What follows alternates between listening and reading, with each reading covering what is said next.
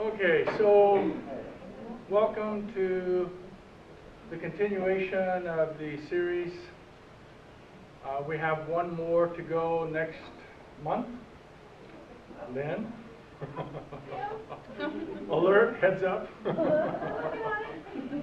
In May, I forget the date, but I'll send out the bulletin on it. Just a reminder, once again, that this series is dedicated to our former colleague who passed some decade or so ago, Jill Fugate. I think it's important that we remember our faculty who passed, and particularly Jill because of her leadership and what she has meant for us all these years, especially for those of us who have been here for some time. So I want to thank all of you who have been contributing to our fund, which helps us put on the spread that we are able to do. I also want to thank the CLT because they've donated some oranges and little cookies and things like that, sweets. So they've been very, very helpful over the last few presentations that we've had in providing refreshments. And I also want to thank, of course, the Foundation and the SBCFT, who are the leading organizers of this particular series that focus on provide opportunities for our own faculty. So today we have Roxanne, one of our own instructors. She represents a new intellectual face here at the college, young, dynamic. Who wants to keep looking at old faces like myself and Brad Smith having to be up here? So she's going to talk a little bit about some of the innovative work that she's been doing. I think all of us, and I speak for myself particularly, need to get as much information as we can on the new technologies and how we can transfer all that into classroom and into instruction. So she's going to give us some ideas about how she has worked it out in her chemistry classes. I think there are a lot of us who are really interested in that, and the turnout is really good. I think I appreciate that. So Roxanne, I'm just going to turn it over to you. Thank you. So Lynn let me know a few minutes ago that I should be nervous. I'm not. I was thinking this morning that this is the first time, the only time in my life that I've ever given a presentation that wasn't a defense or at some sort of chemistry conference, and Amy can vouch for this. Chemists are not good audience members, very critical, and me. And so I'm really looking forward to this group of friendly people who aren't going to argue with me. That's me telling you to not argue with me. So I wanted to, in a good presentation, I would talk with you about, provide some literature background to this topic, and then share with you my research, and then have some nice conclusions at the end. I'm not doing that today, because I'm not defending a thesis. I'm just doing what I want to do. And so what I'm going to do is share with you kind of how I got into this project, my personal background. This is all going to be personal. And then I'm going to walk you through what I did, what worked, what really didn't work, because I'm going to share the bad stuff too. And hopefully give you some advice or some tips on how to implement these different tools if you want to. And I have what I think is way more information than I really need. So at any point, if you want to take it off a tangent and talk about something in more detail than what I am, that's cool. I've got like an inch deep and a mile wide of social media here, and we can go deeper in any one of these topics. Just let me know. So the background for this is that last summer, I taught my very first ever completely online course. And I was terrified going into it. And I was using Moodle, of course. And it was a discussion-based course. And there was a lot of forum use and things like that. And all summer long, I kept catching myself thinking, man, this would work so much better if we were using Twitter. Or man, this would work so much better on Facebook than on the Moodle forums. But I was too chicken to try to integrate that technology into the classroom at that time, because I didn't want to jump in with that technology in the middle of a quarter in a class that was already running. without having tested the waters first. So when the summer quarter was over, I said to myself, that's it, I need to start using this technology more frequently in my ground-based classes so that I can bring it into my DE courses in the future. And then right after that came the invitation for ideas for these presentations. And I said, this is the deadline that I need. I'm going to sign myself up to give one of these talks.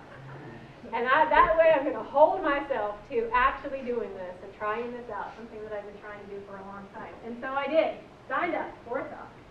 And I then activated accounts on Facebook, which their description of their own site, to share your story and connect with people. Now, I had a personal Facebook account. I'm talking about a Facebook account for chemistry.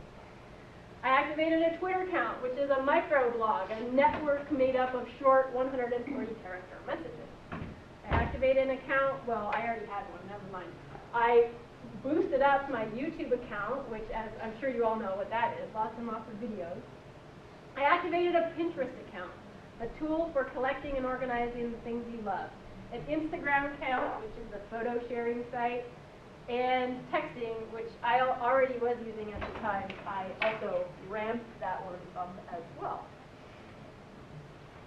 For those of you who are not familiar with these 6 different types of social media, here's sort of a breakdown comparison of all of them side by side. Facebook and Twitter allows you to share text-based content with your subscribers or your followers. So you can write a little paragraph, or shorter if it's Twitter because they have a 140-character limit, longer on Facebook. You just write some sort of content, send it out there. Anybody who's following you or subscribing you gets access to it. Facebook, Twitter, Pinterest, and Instagram allows you to share your pictures with other people. Facebook, Twitter, and Pinterest allows you to share other people's pictures, images that you pull off of the internet, things like that. You can link to different websites using Facebook and Twitter. You can disseminate them really easily. You can post videos on Facebook and also on YouTube, which is what YouTube is all about. These would be your own videos, not other people's videos. You can send private messages, which is basically like emailing through Facebook, also Twitter, and then via text messaging. And you can share public messages through all of these except for texting. So that would be kind of like sending a mass email out to everybody. You can do that through all of these different social media sites. Any questions? Did you use your own telephone private number? No, and I'm going to talk about that. Okay. Yeah. Okay. No way.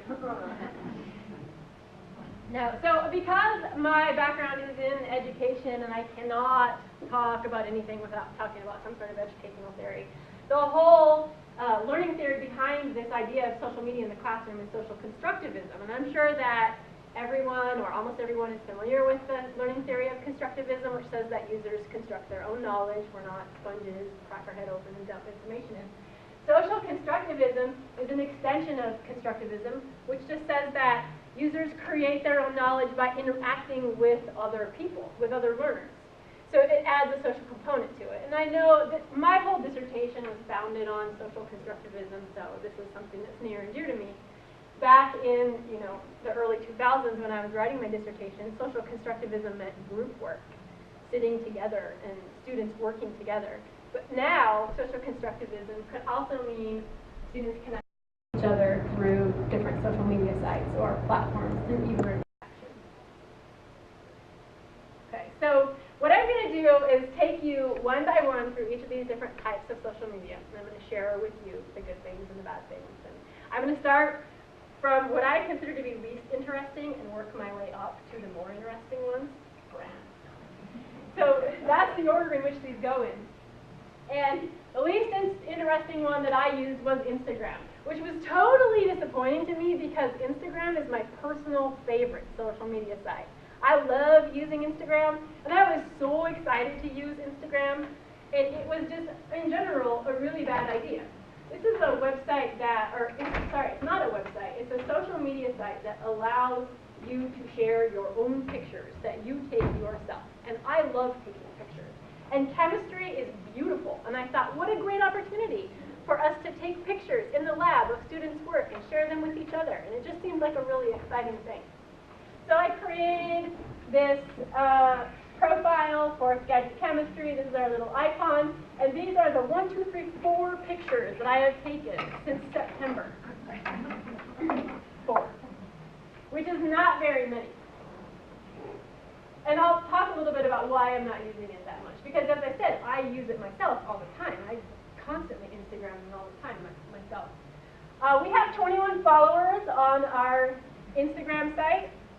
And I believe that 19 of them are people who think they're actually following me as a person. Not Skagits, which is one of the problems with Instagram.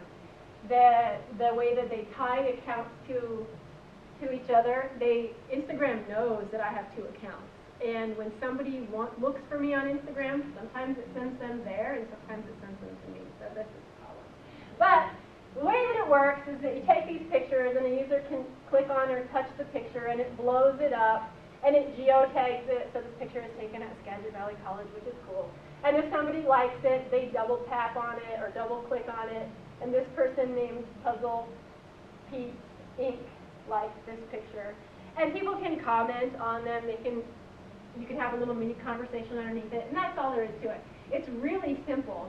It maybe seems kind of but I'm sure that depending on what department you're in, there are a lot of institutions that use Instagram. It's just a fun activity. If you've got something that's pretty that you have pictures you can take, it's like a greenhouse. Perfect for you. I'm not selling. This is a more successful Instagram site, the Mariners. When you get a good Instagram site going and you take pictures, you can, in the description of the picture, add what's called hashtags to your description, which are kind of like searchable features. So in front of a word or a phrase, they put, I don't think it shows up very well, the tic-tac-toe sign, and that becomes a clickable link. A person can then click on this particular hashtag, and that will pull up on a separate page all of the pictures that have been tagged with the same identity. So you can create a cool hashtag for yourself. If this was being used better, I could create hashtag SVCChem. And any student then, or anyone who took a picture with their own Instagram account could describe it with that same hashtag. And then anybody could touch that, and we could pull up all of the pictures that have been taken here by chemistry students or of chemistry things. And it's a cool way to collect the pictures. It is a lot of fun, but it just doesn't seem to apply very well to what I'm trying to do. My biggest complaint or problem with Instagram is that the issues associated with having multiple accounts. So if I didn't have my own personal Instagram account, I probably would have enjoyed using it a lot better. Sometimes when I log into Instagram as Skagit Chemistry, it still recognizes me as me and posts the pictures to my own account and vice versa. Sometimes I can't. It syncs funny to my Facebook account. It's just all in all, it's not friendly for somebody who has multiple accounts. So that's the biggest issue associated with Instagram. If you do want to use it, just be prepared to suck up those issues, or maybe don't have a personal account. Another thing that use the hashtag, which I mentioned, there are a lot of websites out there that have Instagram photo a day challenges. So they'll say, on April 25th, take a picture of something red. On April 26th, take a picture of something small. On April 27th, take a picture of something that moves, whatever. And they are pretty fun. People who are into Instagram use those photo challenges to post pictures, and it just sort of inspires you to look for something new and interesting. I think this would be really cool in an art program. I still think it'd be really cool in a science program once they can get past the whole multi-user account. One of the biggest issues with Instagram that I'm not mentioning on here is that it is not a website. It is an app on a smartphone. So if you don't have a smartphone, you don't have access to Instagram. There is an Instagram website that you can go to and log on to, but you can't upload pictures to that site. I don't think you can comment on them. It's completely smartphone thing. iPad. What's that? You can do it with an iPad. iPad, right. It's an app-based thing. It's not a website. So that's a bummer. But maybe that'll change. Maybe they'll develop. Yeah. Did you figure out how they figured out that those 2 accounts were linked? I did, yeah. So it's kind of a roundabout thing, but you can link your Instagram account to your Facebook account, which I did. So if I take a picture and post it on Instagram, it also automatically posts it on the Skagit Facebook page, and it posts it on our Twitter account as well. And that's nice because you're reaching lots of users. non-personal Facebook pages, like our Skagit one, always have to be linked to a personal Facebook page. So my Instagram account is linked to Skagit's Facebook page, which is linked to my personal Facebook page, which is linked to my personal Instagram account. So there's this cyclic mess, and it just, for some reason, doesn't always know where to go. And it's not consistent. It doesn't always go one way or the other. It's just, you never know what you're going to get.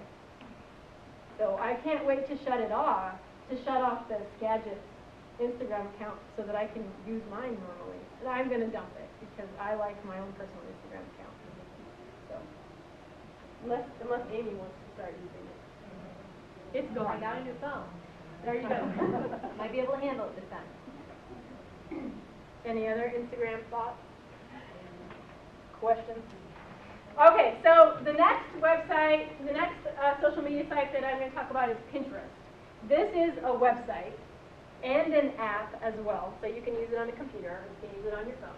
And I want to say, just going into this, that before I even signed up for Pinterest, hated it. I went into it with a bad attitude. I didn't know a lot about Pinterest, but what I did know is that everybody, it seemed like, kept coming up to me and saying, oh my gosh, you have a Pinterest account, you've got to get one, it's so addictive. She did it. Sign up for Pinterest, oh my gosh, you're going to be so addicted, you're going to love it. And I'm like, that doesn't sound like fun. I don't want to sign up for something addictive. So I went into it with this idea that I was already like, oh, I don't know about this, but everybody said it was great. So I signed up for Pinterest, and this was my very first venture onto Pinterest, which was probably a bad idea. I probably should have had some personal experience before I jumped into it like this. But this is what it looks like when you go to Pinterest, which is a website that is designed for you to share images. And they can be your pictures, but mostly they're other people's pictures that you've pulled off of the web. And I've since learned that it's really not so much about sharing pictures as much as it is about sharing websites, except for they're organized graphically by pictures. So instead of saying, here's a website about cooking marshmallows, the link is a picture of a marshmallow. And it's, like I said, I have a bad attitude about it. It's hard for me to understand the value of Pinterest, even now. So on Pinterest, this is the site. We've got 2 followers. I think one is Amy. And the other one is not me. And we've got people who have found our bookmarks or our links here and liked them. We have 5 boards. Content on Pinterest, you organize it by boards. It's supposed to be, they describe it, a Pinterest lover will describe it as a bunch of bulletin boards where you organize stuff, virtual bulletin boards. I don't think it's like that. That's one of the reasons why I'm not a fan of Pinterest. So you group your pictures into different themes onto boards. Like this is a picture of funny things. Mathematicians and scientists will love this. Very clever, right? R raised to 3. And this is all of the funny things that I found on Pinterest. I think I probably put in a total of maybe 2 days, 2 afternoons looking for stuff to put on here. And then a user can click on any one of these images and it will enlarge it. This is good, right? Good job. And they have the option to put that onto their own Pinterest site with this pin it button. They can put it for themselves. Or they can like it, or they can go back to the website where this originally came from. So you're not stealing anybody's stuff, you're linking to other people's stuff. And that is it. And I will admit, as I said, I did a really bad job of it. So then I said, I don't know what it was, maybe 2 or 3 months ago, recognizing my own failure at Pinterest, said, I just need to use it more. So I opened up my own personal Pinterest account, and it is addictive. And I don't like it, but I can't stop. And I told you. I know, I am so mad. But still, even at this point, the more I use Pinterest, it's not helping me understand how to use it in an educational setting. I'm not sure how this can be effectively used in education. I have almost zero experience with this, but do you only organize material that's already out there? Yes. You don't generate your own creative No. material? You could take your own picture and upload that here in this kind of a spot, but it would be like a dead link. It wouldn't be a link to anything. It's really designed for you. The way that you have bookmarks on your browser, and you can put your bookmarks into folders and organize them like that, it's that. Only it's prettier to look at than your bookmarks. And you make your bookmarks available to anybody else who wants to see them. And that's it. So if the website doesn't have a picture, you can't really link to it? Is that the deal? I think you could, but it would look bad. Okay. Yeah, so when you use Pinterest, you get a button that goes onto your browser that says pin it. And whenever you're on a website, say you want to bookmark to that website, you click on that pin it button, and it pulls images, random images off of that website, and it lets you choose which one you want to use. Then you write a short description, like I wrote, Schrodinger's cat, and there you go. If it didn't have you ever pinned something that didn't have a picture? It has to have a picture. It does have to have a picture. Mhm. So question, can you just throw in a URL, you set up a link and then put your own picture to it, right? Yeah, right. And so that could work in a whole different way. Totally, Okay. exactly. If you had your picture hosted on the web, then you could put them up on Pinterest and they would be linkable. But you can also just take a picture and upload that onto Pinterest without a URL behind it. Have you browsed many other Pinterest accounts? I have. Okay. I was gonna ask, I have one friend who has a Pinterest account that I've looked at, and that's my experience with Pinterest. And she puts a running commentary on like things she's interested in. Yeah. I just discovered this new artist, and it gives you lots of information. Yeah. So her Pinterest site is really interesting to me because she's into cool stuff. I don't have time to research, and she does the research. Right. If Yes. If it's got cool imagery associated with it, it's kind of like picking each other's brains, right? Exactly. So, is that, well, I guess what I'm asking, is that typical of a Pinterest account, that somebody's put some time into sort of Yes. the text part of it? And, Yes, Like a blog? yeah. it is. It's a pretty blog. Actually, a lot of bloggers use Pinterest to gain more followers Subscribers. to their blog. So bloggers will link on Pinterest, and then that will bring kind of followers from one blog will link through Pinterest to another blog. They'll put their pictures in their boards. And, yeah, it's, but I still have a hard time understanding how I could use it in education.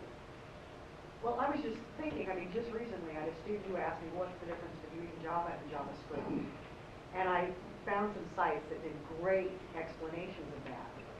Well, Oh, there see, are yeah. odd things that, you know, are kind of related to the subject. They're not specifically what we focus on, but I could see where there'd be commonly asked kind of questions and things I could put there that would be optional Yeah. for them to read. And I can see what you're saying, though. I mean, that site had no pictures.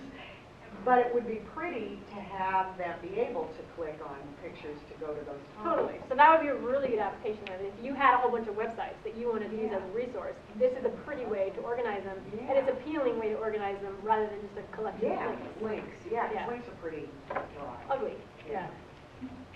Like I said, every student has a blog on Moodle, and maybe this might be a way to get them, you know, blogging more. That's true, especially if it has pictures. But Russ, you're not saying that like for one course, we would have all these things going on. Uh-huh. You want to choose one and kind of center it around, rather than setting into Pinterest for one thing and Facebook for another thing, and, right? Yeah. Well, and I mean, maybe, you know, maybe one instructor would have so many online resources that they themselves could put together a pretty decent Pinterest account.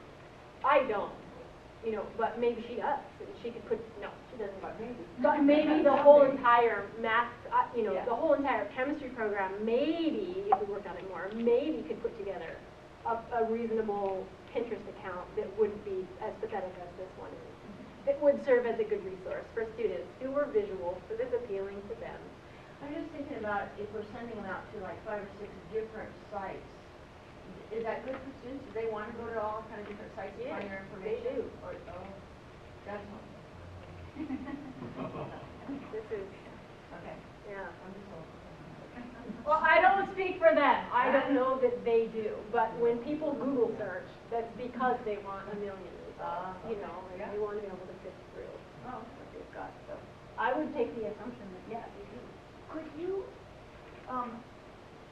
can you do video links through Pinterest? That's a good question. Yeah. And it just takes a one screen grab or something?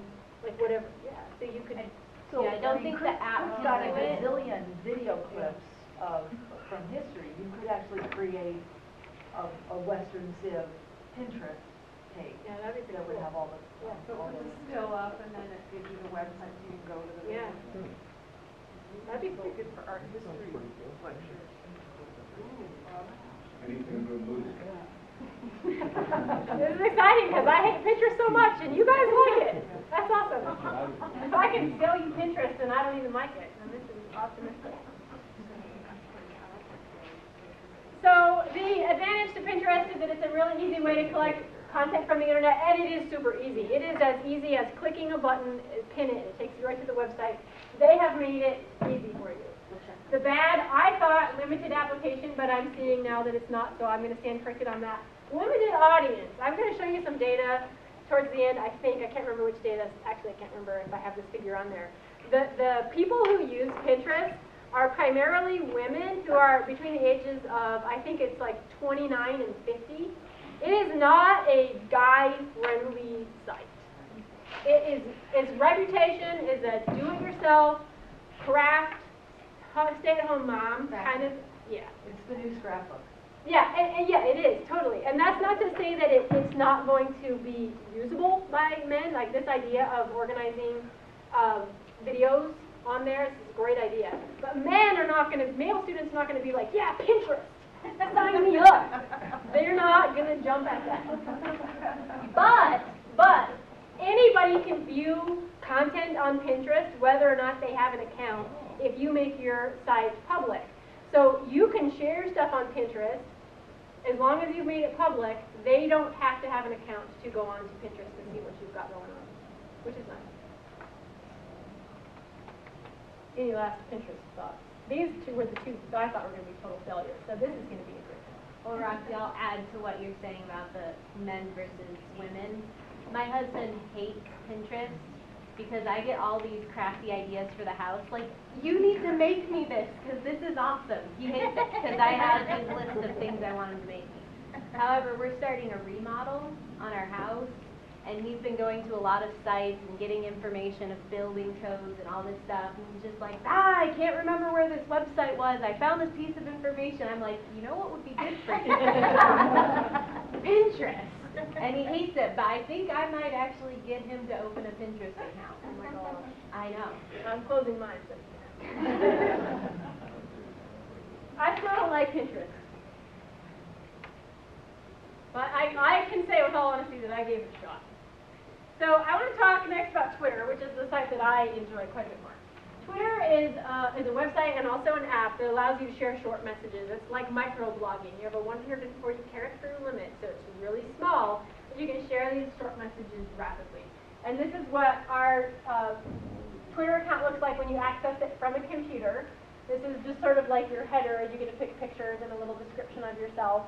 We do not have very many followers. I don't know why.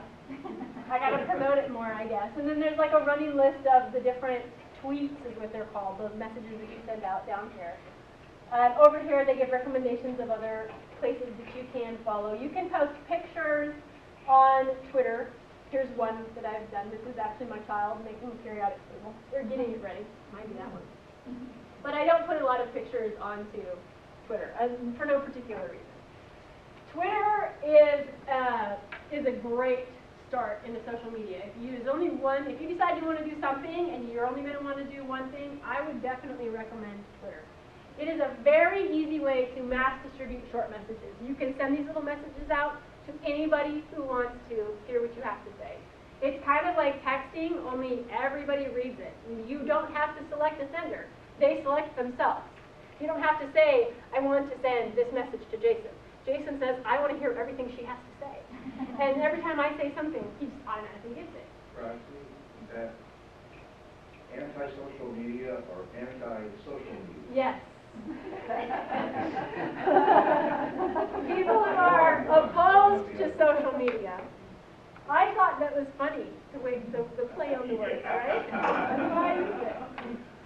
There are people out there who hate social media. Maybe some of you are. I'm not going to use social media.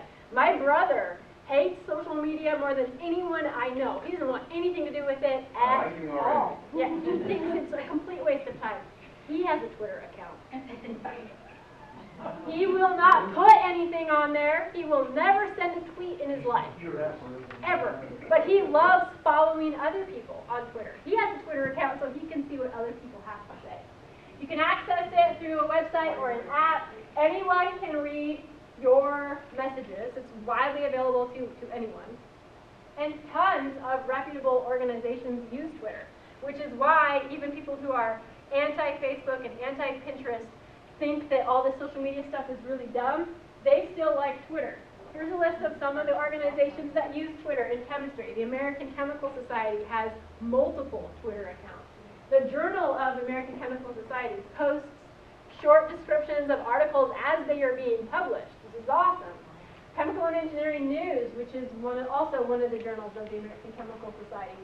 CERN has a Twitter account. Brookhaven has a Twitter account. Berkeley has a Twitter account. The publications Science and Nature have Twitter accounts. And there's tons of organizations that have them. Did you hear about the Associated Press Twitter message that almost crashed the stock market? No. So Tuesday, somebody pirated the Associated Press and said 2 bombs went off in the White House, Obama's injured. And the stock market in 1 minute went, I don't know how many points it went down, but you can see all the graphs. It's like a cliff. Because mutual funds have computers set up to sell off stocks if they get keywords on Twitter. Oh my gosh. So if you get enough bomb White House Obama, then these mutual funds automatically sell off stocks, and then that sets off other computers to sell off stocks. And so the market. That is the power of Twitter. Yeah. And that it's considered a really reputable site. Monday or Tuesday, yeah, this week. Yeah. That's crazy. That's like the modern version of yelling fire in a crowded theater. Totally.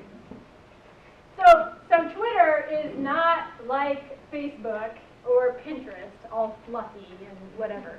It has a lot of reputable users that post a lot of reputable content. And for that reason, it is an excellent resource in education.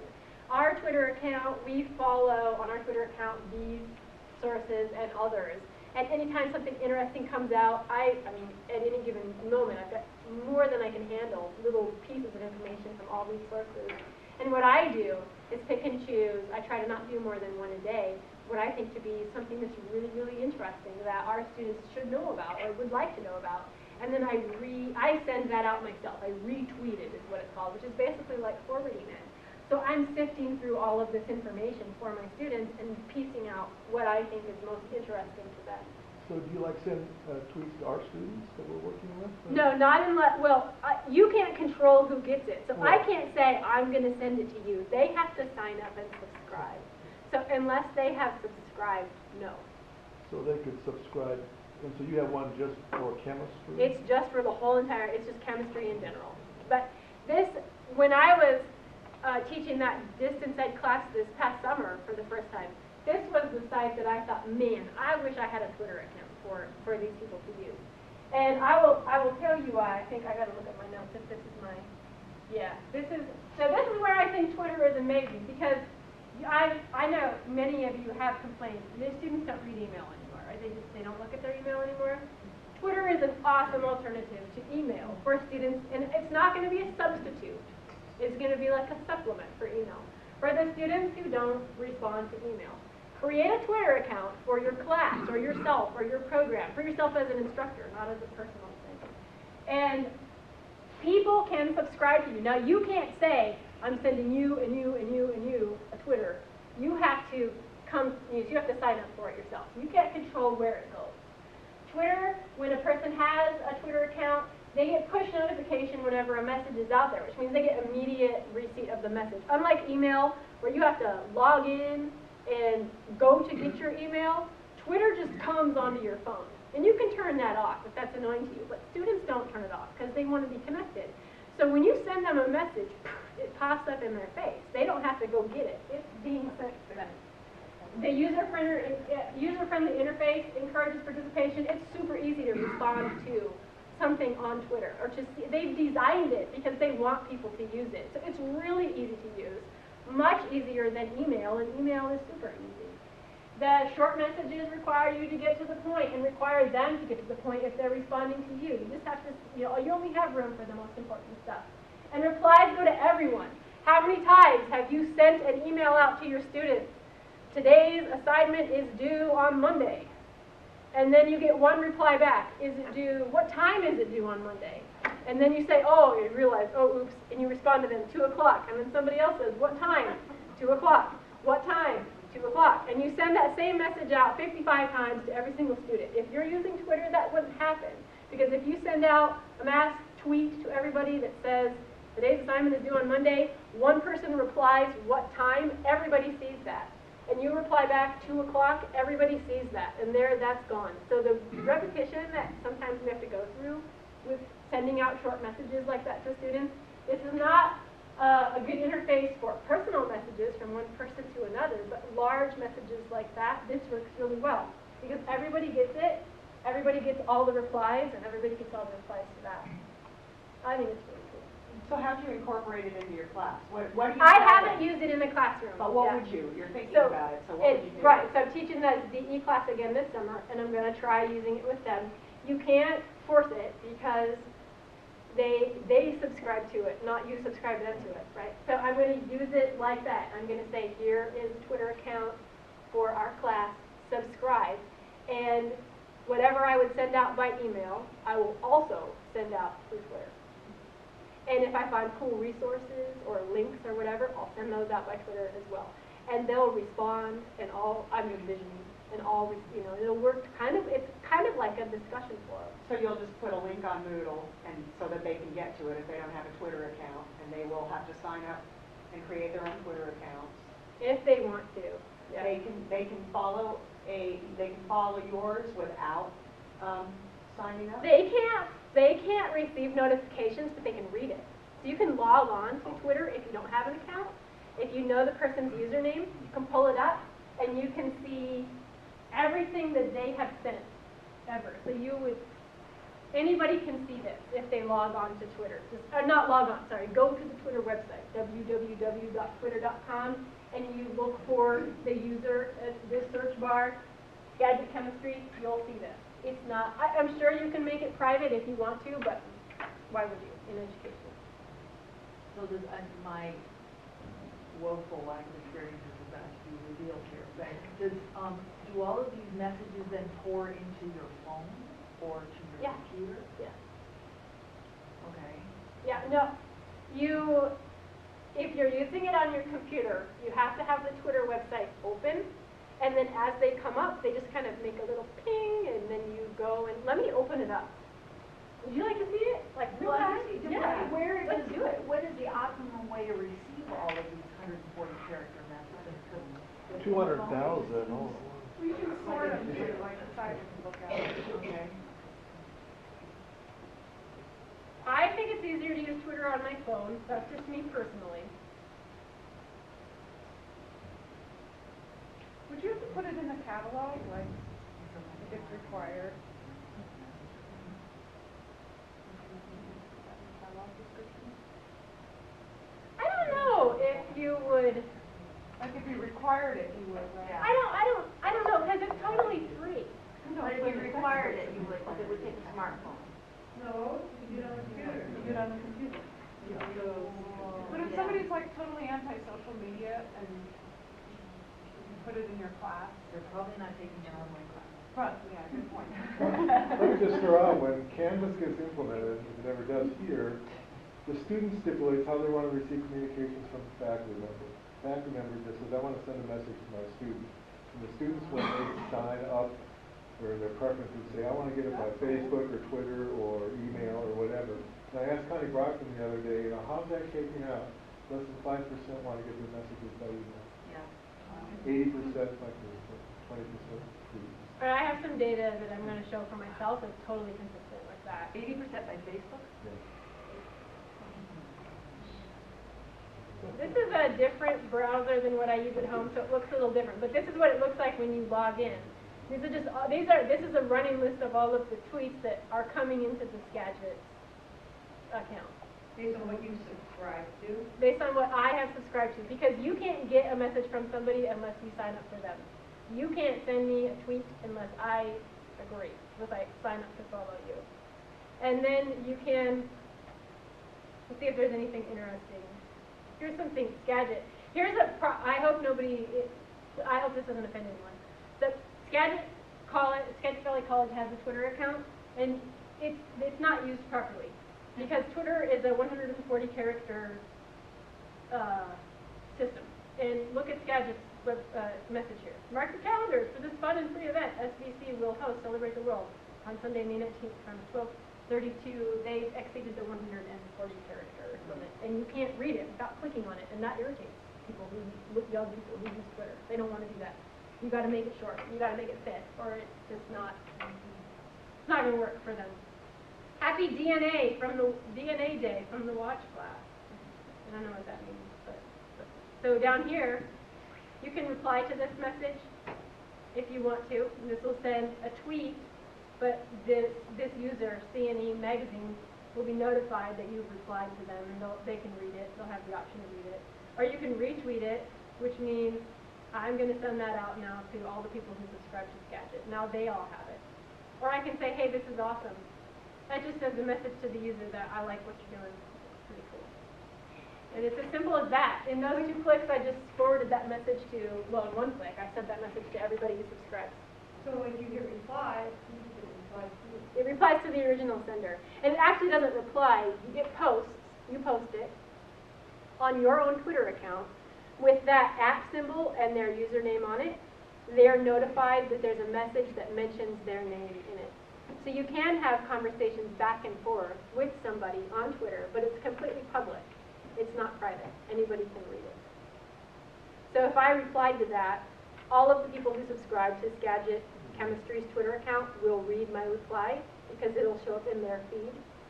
That original sender will be notified that I tagged them in a tweet, and they'll be given a link to look at it. So it's best not to use Twitter to sex text. No. Nope. It'd be my class anyway, so. Totally not. It's so easy to use. And there are so many interesting organizations that have Twitter accounts. There's a lot of really interesting information out there. It's also very easy to switch them back and forth between your personal account and a Twitter account. I don't know if it would be on this computer because I've only logged in once as Skagit, but on my home computer and also on my office computer and on my cell phone, this little button up here, me, has 2 heads on it because there's 2 of me. And, no, it's not 2 heads, sorry, it's a person with another person behind it. And I can click on that button and it just asks me, do I want to switch to a different account? And so it's as simple as clicking and then clicking, and now I'm on a new account. I don't have to log in and out. It's very easy to use.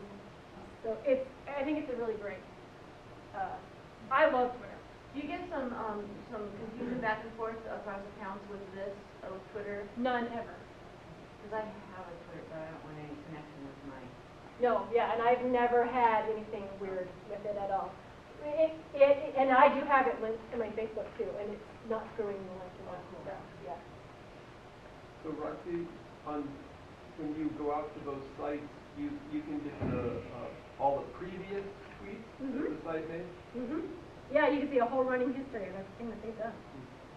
And there, like I said, there's a lot of really cool little snippets of news out there that are great to disseminate to students. So I feel personally like Twitter combines the convenience of email with the publicity of a forum with instant notification of texting. And I think for those reasons, it's not a substitute for any one of those things, but it's a great resource with all of those things combined. The biggest, texting. Moving on to texting. The biggest advantage to texting, using texting and instruction is that students text. They do it. They don't email, they text. So that's number 1 advantage to texting. Also, it's very convenient. It has short messages. And again, with the push notification, when you send somebody a text, there's no way, I don't think there's any way to shut that off, to keep it from showing up on your phone. Unlike with email, where you have to go to retrieve your messages, you cannot avoid a text message. I have been using texting years, like 2 or maybe 3 years with my students. So I have quite a bit of experience with this, and I totally love it. I think that it's great. I know a lot of people are opposed to the idea of texting with their students. Like, I don't want to be on call 24 hours a day. I can't shut my phone off. Well, you can, but I don't want to have students texting me all the time. That's really annoying. And also, I don't want to read the little jargon that you use in a text message, like the number 4 instead of FOR and the U instead of U. I don't want to give my phone number out, and this is obviously legitimate. And also the whole, is it okay to text your students? Because I've been, you know, like with my mom or something, and I got a text message from one of my students. She's like, texting your students? That's not okay. There's, for some reason, we have as a society sort of this intimate view of texting, that it's very personal and it's not professional. And if you're texting with a student, that's, you know, that's kind of crossing the boundary of what's okay and what's not okay. So in response to, I think texting as a resource as an instructor is great. I have no intention of not doing it. I don't want to say you should do it, but I know you're not going to regret it if you do it. As far as being on call 24 hours a day, you're no more or less on call with texting than you are with email. Students can email you at any time, and you know, you can choose to not get your email. You can also choose to shut your phone off at 9 o'clock at night if you don't want to read text messages. You can also choose to shut your app off if you don't want to see texts at a certain hour. You can also just not respond to it. You can get the little beep and look at it and say, I'll take care of that later. I have no problem with that. I don't get bombarded with text. I'm not being texted all hours of the day at all times. Students don't. I don't feel like it's annoying. As far as reading the shorthand notation that we're all familiar with, suck it up. You got 160 characters on here. I know a lot of people are saying things like, you know, I don't want to see that. They're writing that in their paper. I don't want to see it in a paper either. I don't want, if I ask for a lab report, I don't want somebody writing for the number instead of FOR. That's totally inappropriate. But in a text message, where you have only 160 characters, and maybe I have this attitude of who cares because I'm a chemist and we use symbols all the time. Maybe that's where it comes from. Or maybe it's because I text constantly with everybody, so it just doesn't bother me. But I don't think texting is contributing to the downfall of society. I really don't. I know that there are a lot of people who have poor spelling and poor grammar, but haven't there always been English instructors? Has there always been poor spelling even prior to the World War? Not 200 years ago. I would agree that it's getting worse. Spelling and grammar is getting worse. And texting is becoming more frequent, but correlation does not imply causation. I don't think that they're the same. Math skills are also getting worse, and we're not blaming that on texting. So do you use your own private phone? No way. Well, my own phone, yes. My own phone number, no. So let's talk about that. I don't want to give my phone number out to students. No, I certainly don't. You don't need to. There are bazillions of applications that you can use that assign you a phone number that is separate from your phone number, and you give that phone number out to students. They can't call it unless you pay extra. And these things work with smartphones, but you can also sign up on a PC, on a computer. You can sign up for Google Voice, which also gives you a free phone number, and you can have text messages sent to that as well. So there's tons of resources out there where you can get a free phone number that you can use for free, and students can text you or call you. I know that for a while, I don't know if she still does it, Ann Zukuski had a Google Voice number that students could use to call her anytime they wanted to, at home or whatever, if they wanted to. That was her way of being able to have contact with them without giving out her personal number. And when the quarter is over, or the year is over, or that creepy student is gone, just change your number. I change my number every single year. Every fall, I just dump this site, get a fresh number, and start fresh. And that way, you know, weird students that I had last year, they can't get hold of me. Which one do you use? I don't know. I think I have text now. I got some screenshots. I have text free is what I have. And you like it? Yeah. I like mine. I like mine. I have text now. So how racy and scandalous is texting with students. I'm about to show you. These are some of the intimate conversations I'm having with my students via text messaging. Do we assume there's a 1-to-1 ratio for the balanced equation mole ratios for when we calculate the theoretical yield and atom economy for the adipic acid lab? It's pretty scandalous. So as you can see, there's nothing going on in these texts that aren't going on by email. And the students are no more or less likely to send you inappropriate text messages as they are to send you an inappropriate email. If you got a weirdo, you got a weirdo. Texting isn't going to make them any more likely to. I should call them weirdos. There's nothing sketchy going on. No, really, the technical term is wacko. Wacko. And you can see these messages are not being sent at weird hours. They're being sent at normal times of the day, and this is how students choose to use it. I think that if you're able to be available by text messages for your students, they're going to love that. And they're going to use the heck out of it. I know Amy does it, and the students, they love it. I think the latest I've ever received a text message at night is 9 p.m. I would agree with that. They know. Yeah, they don't abuse it. Like, I don't get 1 a.m., 2 a.m. texts. And most of the time, when I get a text, I just look at it and I'm like, hey, that's a student. I'm not on the clock. I'm not in the mood to deal with students right now. And I I just ignore it. Just ignore it. They never bitch about that. No. They don't expect an instantaneous response from texting any more than they do from email. It's just easier for them. Wow.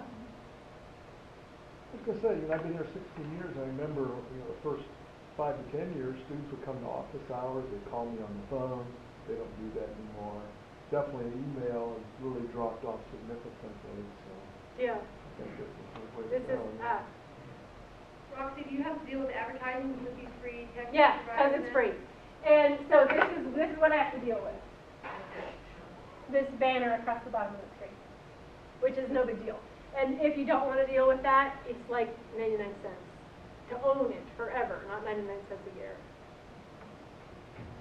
My wife's teaching a class this quarter through Central, and she's letting her students text her, and she loves it. She has her text messages go something like this. There's a group of us working on this assignment in the library right now. Yeah. And we're not quite getting it, and she just, beautiful. I get a lot of that too. I get a lot of, hey, we're in the study room. When are you going to be in your office? We've got a question. And I think it's probably, out of all of these, the most valuable one that I would recommend. Because you can get back to them while it's relevant. Like, I teach some hybrid courses, and they'll text me while their quiz is open.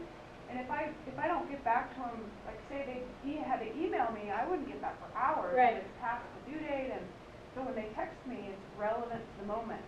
And you get it And because of the push notification. You get it in the moment. Yeah, I get it in the moment, and If I this is can help an them right emergency, then. you can deal with it. Yeah, and it's much more, it's helpful, and it's actually faster dealing Yes. with students on text than any I would other agree way. with that too. It is easier and faster to respond to a text message than it is to respond to an email. And because you're restricted in how many characters you can put in there, you get straight to the point. And there's not, I know, I'm looking at the English people, there's something beautiful about writing out a complete sentence or whatever, but you just say yes and send. Anyway, don't you just hit the microphone and talk in? That's all I do. You can, right, you can do that You hit too. the microphone and talk. And read text and it turns it into words and you send, that's perfect. Do you have it set up at all so that, like, when my students text me, I ask them to tell me who they are? Do you deal with that at all? Because I'll get Yeah, I things do. I'm like, I do. that's So nice. at the beginning of the quarter, I ask them if they want to receive text messages from me as opposed to emails, to text me with their name and the class number. And then I save those in groups in my contact list. So if I have an announcement that I want to put on Moodle, I will also text it as a group to the class. And then when they text me, a lot of times then I already have their name Oh, saved. you already have their name, yeah. But otherwise, a lot of times they know. If they haven't done that, they're sending a text. Or sometimes I have it on my door. So sometimes people come to my office, they want to meet me for advising or something. They see, oh, I can text her. She's supposed to be here right now. Where is she? And they send me a text message. They know that they're sending it to a number that, whatever. So they'll introduce themselves. This is blah, blah, blah.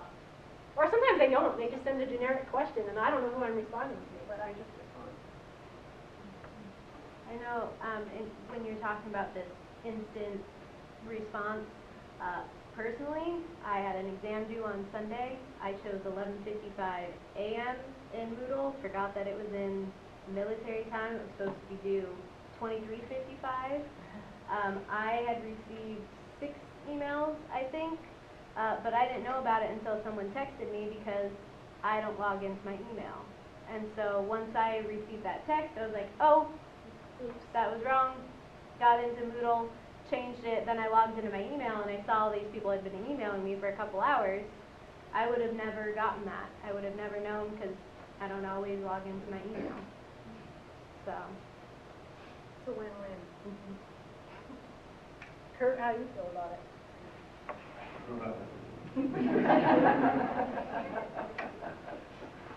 Last but not least, to Facebook, which is a website designed to connect people to each other. Just a real quick, with this discussion forums where if they're having questions about a certain project or whatever, then I post answers or they can post answers. Can you do the same thing with texting? Can it work so that if someone was to text one person, I see what you're saying. Broadcasting or? It does and it doesn't. You can send out group texts to multiple people, but some phones don't support that. So they can't group text back. Okay. They can get it, but they can't group respond. In a situation like that, Twitter is way more powerful because it's always group. Oh, okay. All the time. Okay. You can't turn the group feature on or off. So texting is, some phones just won't group respond. And there isn't anything you can do about that. This is what the Skagit Facebook page looks like. You got pictures, you've got people who like us, there's photographs, geotagging, always here because this is where we are, and the link to our Twitter account that people can click through. Facebook is used for posting pictures. You can post videos, either links to videos or you can put actual videos on Facebook as well, although I think there's a size limit. You can put links to other websites, and kind of like Pinterest, they let you select an image and it goes along with it. It's not quite as pretty. You can send messages to people by posting on their Facebook pages, or you can send emails through Facebook email system. You can have conversations like a forum. It is a forum. So you can post a topic and people can respond and respond and respond, and they can like it. And the liking, which is a way of promoting what you're saying. And then also you can pay to have your stuff advertised on Facebook in people's faces if you want to promote the cause. We don't do that. That's not in the budget. So we use Facebook for a ton of different things like posting job openings.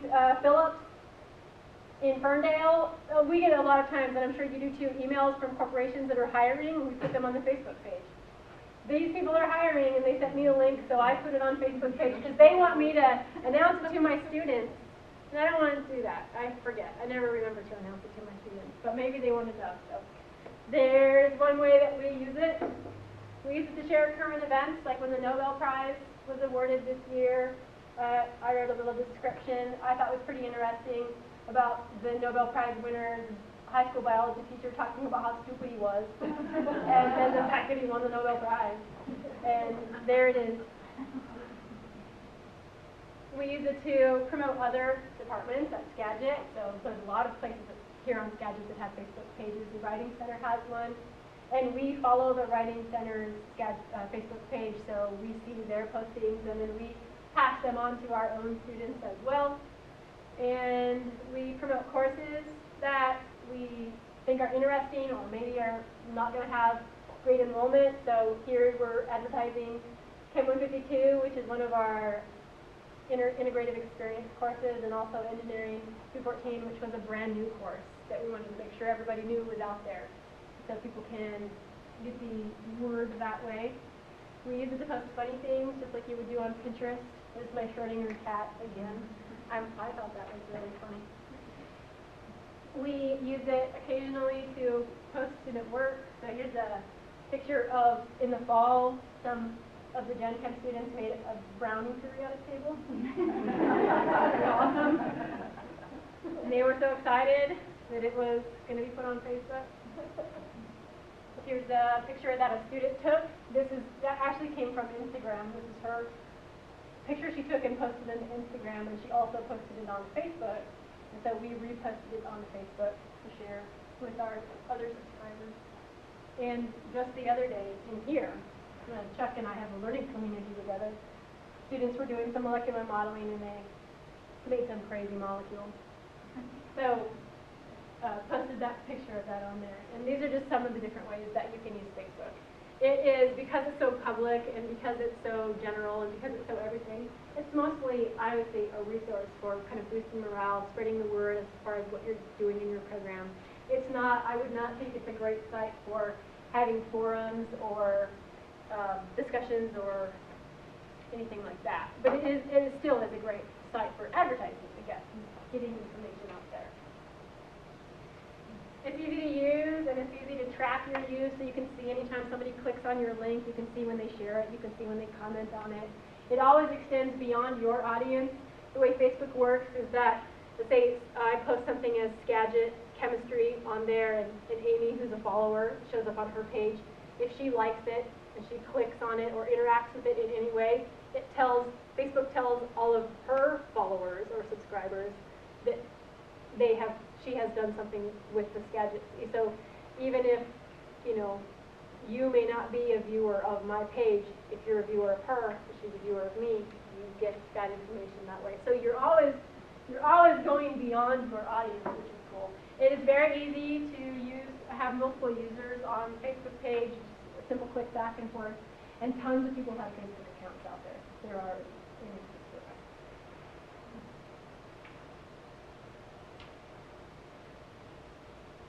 Facebook. Awesome. Okay.